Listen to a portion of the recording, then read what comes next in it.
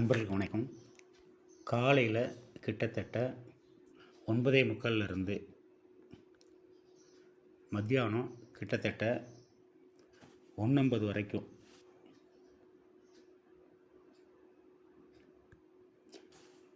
9:45 ஒரு 1:45 கூட வச்சுக்கோங்க. 10:45, 11:45, 12:45, 1:45 4 மணி நேரம் ஏறின மார்க்கெட்டோடைய ரேட் வந்து 120 ரூபாயிலேருந்து கிட்டத்தட்ட 100 ரூபா வச்சுக்கலாம். 100 ரூபாயிலேருந்து 400 ரூபா வரைக்கும் போயிருக்குது.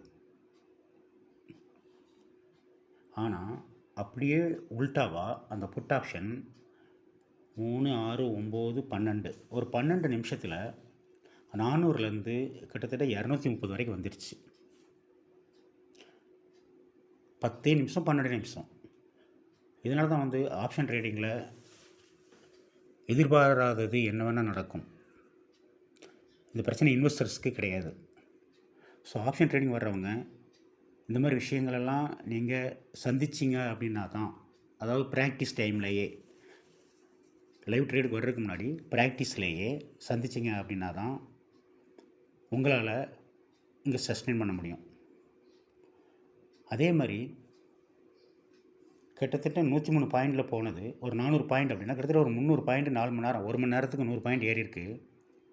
ஆனால் 10 நிமிஷத்தில் ஒரு 200 பாயிண்ட்டு 175 பாயிண்ட் வரைக்கும் அவன் இறக்குறான் அப்படின்னா, இதெல்லாம் நீங்கள் வந்து இதுக்கு முன்னாடி பார்த்துருப்பீங்களா மாட்டிங்களான்னு தெரியாது.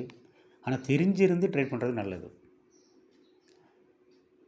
அப்போ ஆப்ஷன் ட்ரேடை பொறுத்த வரைக்கும் இன்னொரு முக்கியமான விஷயம் நம்ம கவனிக்க வேண்டியிருக்கு. என்ன அப்படின்னு கேட்டிங்கன்னா, தயவுசெய்து ஒரு நாளைக்கு ஒரு பர்டிகுலர் பர்சன்டேஜாக ப்ராஃபிட் எடுத்துட்டிங்க அப்படின்னா, மார்க்கெட் எவ்வளோ தூரம் போனாலும் சரி நீங்கள் ஆர்டர் எடுக்காமல் இருக்கிறது நல்லது. அப்படிங்கிறது இதுக்காகத்தான். Thank you very much friends.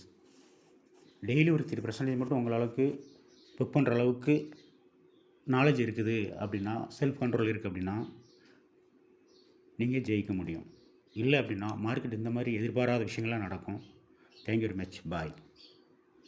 கவனமாக இருந்து பண்ணிக்கோங்க. ஸ்டாப் லாஸ் போடாமல் ட்ரேட் பண்ணாதீங்க. ஸ்ட்ராட்டஜி ரொம்ப ஸ்ட்ராங்காக இருக்கட்டும்.